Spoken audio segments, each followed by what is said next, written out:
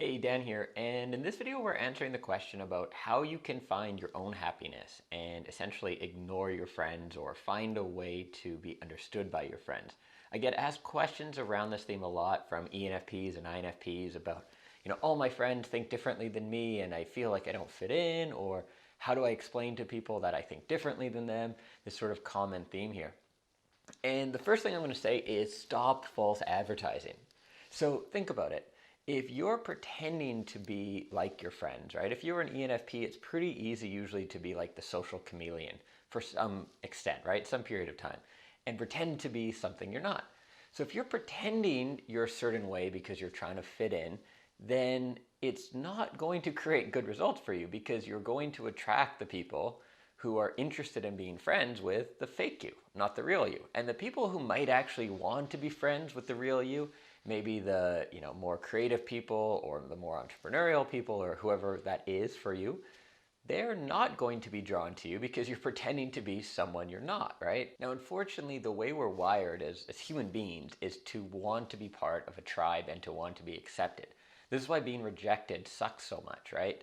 Thousands of years ago, if you were rejected by your tribe, you were probably eaten by lions or gorillas, or I don't think gorillas eat people, but whoever eats people back in the day would eat you because you'd be alone and you needed that tribe to survive. And that's why we're wired so strongly to want to be accepted by our social group and our peer group.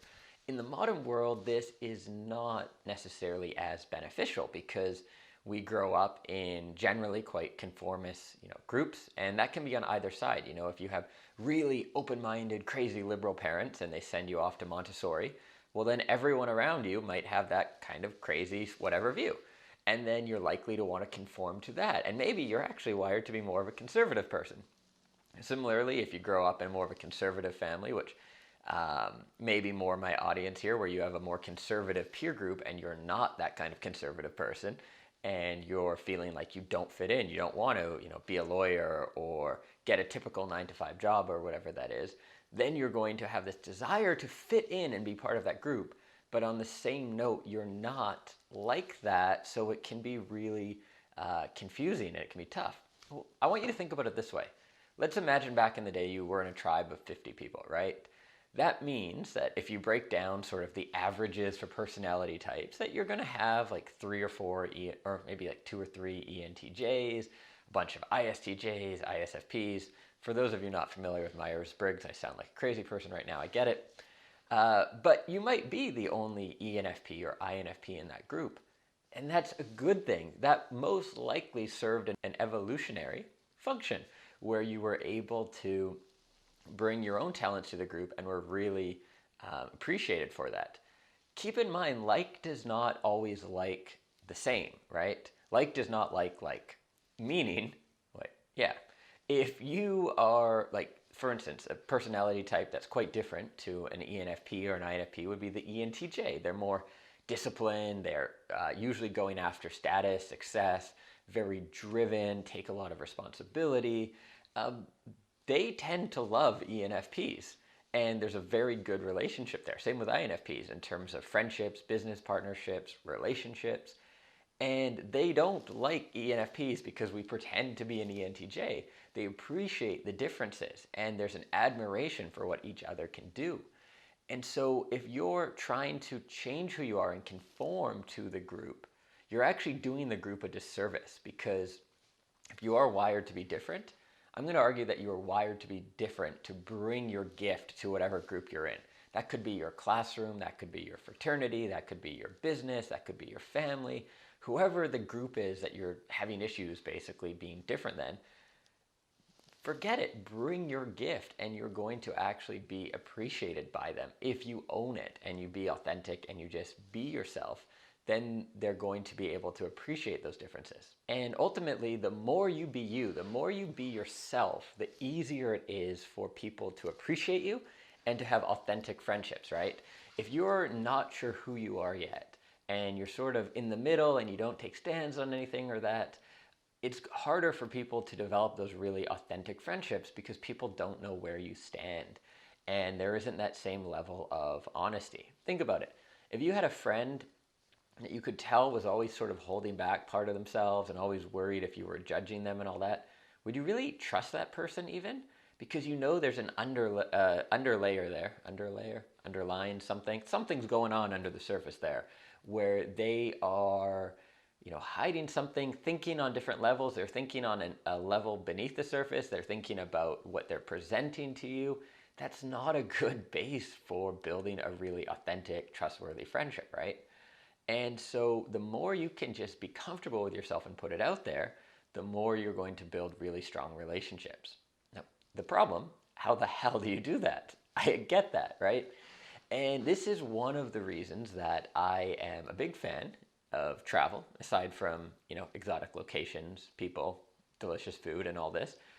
Travel allows you to break out of your patterns and change yourself and help you become more of yourself. And it's not just travel, but what I would say is that when you're in a group, let's say you have the same friends from high school and you've been friends with these 7 people, or you're really close and you have a big family and you're all close, it's tough to break those patterns. So if you've been behaving a certain way when you were 13, 14, 15, 16, people expect you to keep behaving that way.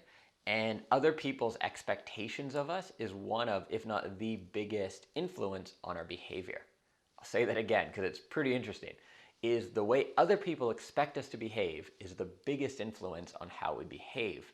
And keeping this in mind too, if you're a parent or a boss, you can use this as a parent or a boss strategy to, adjust people's behavior, right? People adjust to what is expected of them. And so if you have these groups where they have certain expectations of you and you're not really that person now, or you want to change who you are, I would really recommend creating some distance.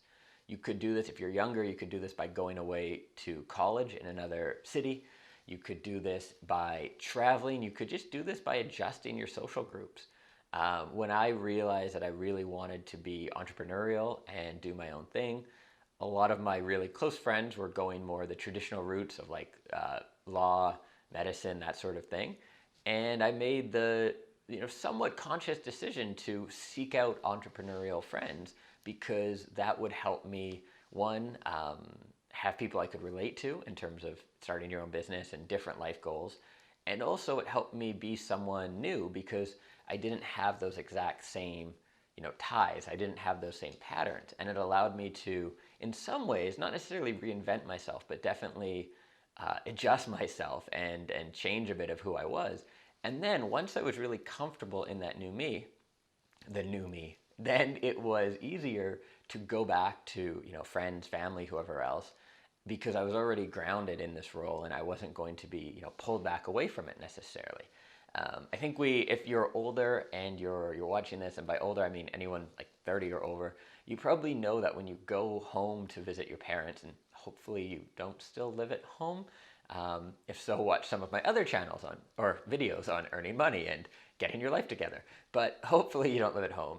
You will notice that when you do go home, just being with your parents can change your behavior. You'll sort of go back to some things you did more as a child, or maybe be less decisive, less commanding. Maybe the qualities that you developed as you've grown up, you lose those when you go back with your parents sort of temporarily. So creating this distance, again, I talk about going away for school, forming new friend groups, moving, traveling, all this can really help with this.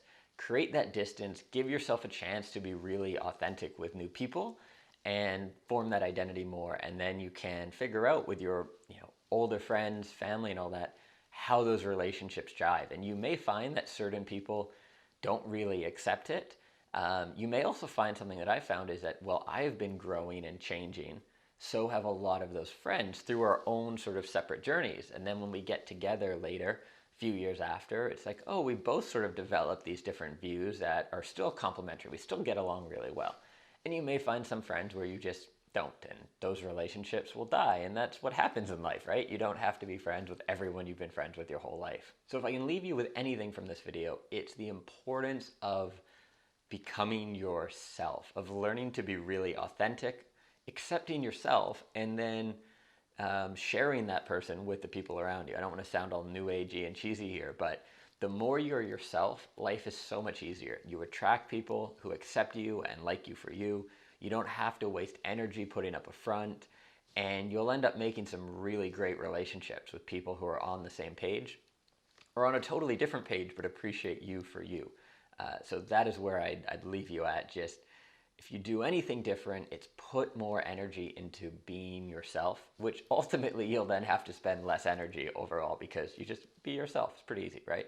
Thanks for watching. If you haven't already subscribed to the channel, please do so. I publish new videos at least once a week on psychology, personality types, entrepreneurship, and life design. Thanks for watching.